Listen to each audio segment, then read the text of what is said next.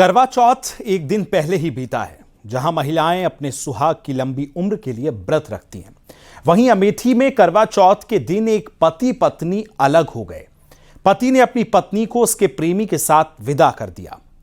कैसे हुआ है ये पूरा जो कहानी है वो कैसे रची गई है, इस रिपोर्ट में आपको दिखाते हैं।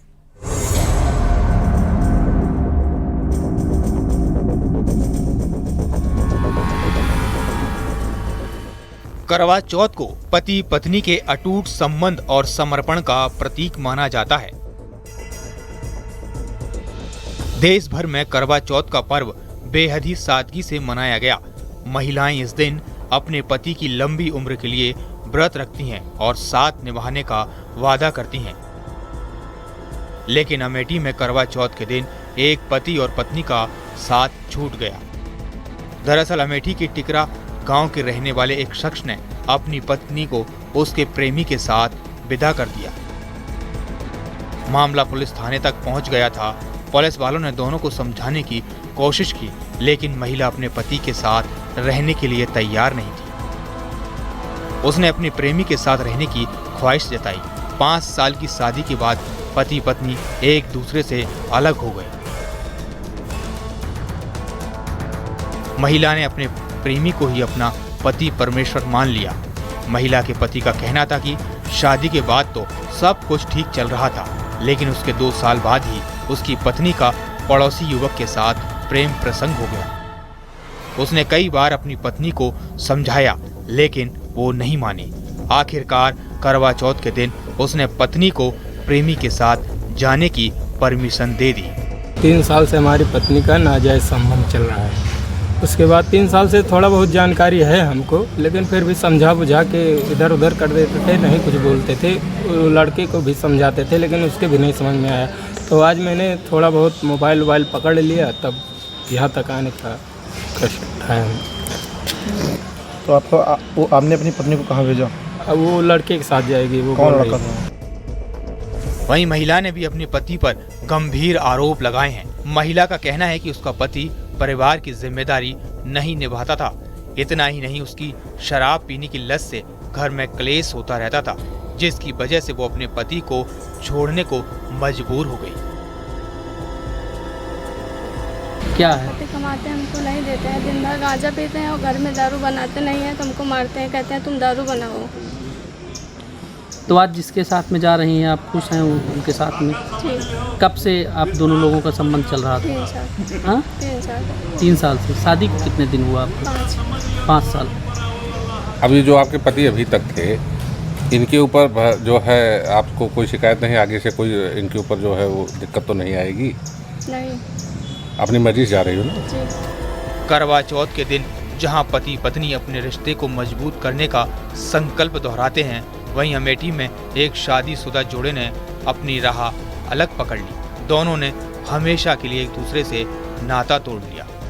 अमेठी से पप्पू पांडे के साथ ब्यूरो रिपोर्ट, न्यूज़ 18। दिवाली से पहले मिलावटखोरी से बेहद ही सतर्क रहने की जरूरत है, नहीं तो मिलावटी मिठाई आपको अस्पताल पहुंचा सकती है। खाद्य विभाग ने 2 शहरों में छापेमारी की है और छापेमारी के दौरान क्या मिला, रिपोर्ट में दिखाते हैं।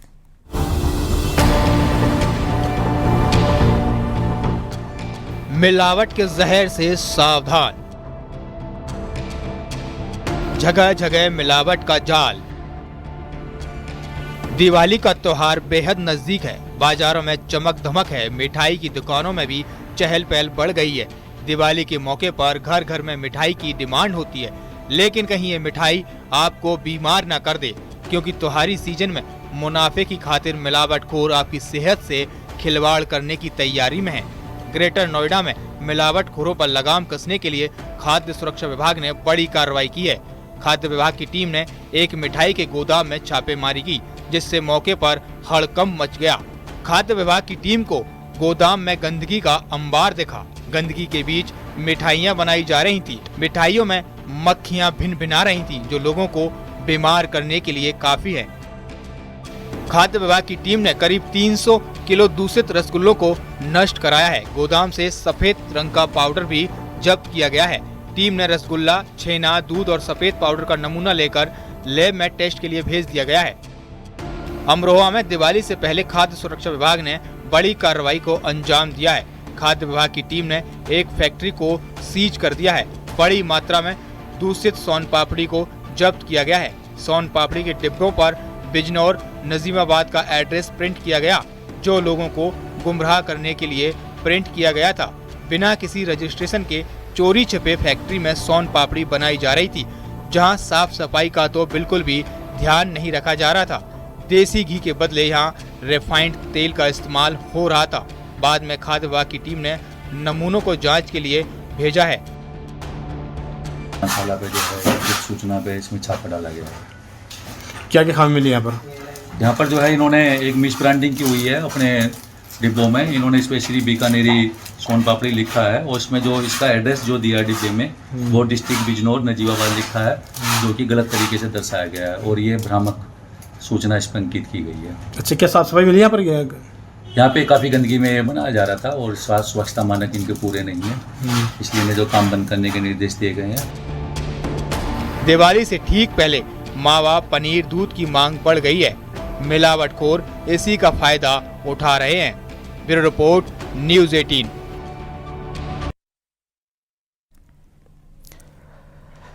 इटावा में एक शिक्षिका ने गौरैया प्रेम के चलते अपने घर को ही गौरैया हाउस में तब्दील कर दिया, जिनकी संख्या हजारों में बताई जा रही है।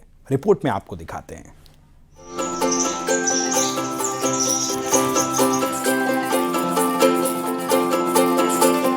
घर के अंदर जहां भी देखेंगे वहां सिर्फ पक्षियों का आशियाना नजर आएगा। घर की हर दीवार पर घोंसले बनाए गए, जहां सुबह से शाम तक गौरैया की मधुर आवाज गूंजती रहती है। ये तस्वीरें इंसान और पक्षियों के गहरे रिश्तों को बयां करती हैं। दरअसल गौरैया की घटती संख्या को देखते हुए टीचर सुनीता यादव ने अपने घर गौरैया हाउस में तब्दील कर दिया है। सुनीता ने गौरैया के संरक्षण के बारे में सोचा। उन्होंने अपने स्तर पर हजारों की संख्या में गौरैया के घोंसले बनाकर लोगों को बांटे। इतना ही नहीं, वो घर घर जाकर लोगों को जागरूक कर रही हैं। दिन मैंने कहीं पढ़ा था कि गौरैया रेड लिस्ट में है, तो मुझे बड़ी तकलीफ हुई। अरे मेरे देखते देखते गिद्ध खत्म हो गए, अब गौरैया खत्म हो रही है। फिर मैंने काफी सर्च किया। जब सर्च किया तो देखा हमारे पूर्व मुख्यमंत्री अखिलेश जी थे, उन्होंने भी बारे में गौरैया संरक्षण का बड़ा प्रोग्राम चलाया था। तो मैं सोचा करे। सुनीता ने बताया कि वो बचपन से ही पशु पक्षियों को लेकर संवेदनशील हैं। साल 2016 में उन्होंने अपने घर में 3 घोंसले बनाए।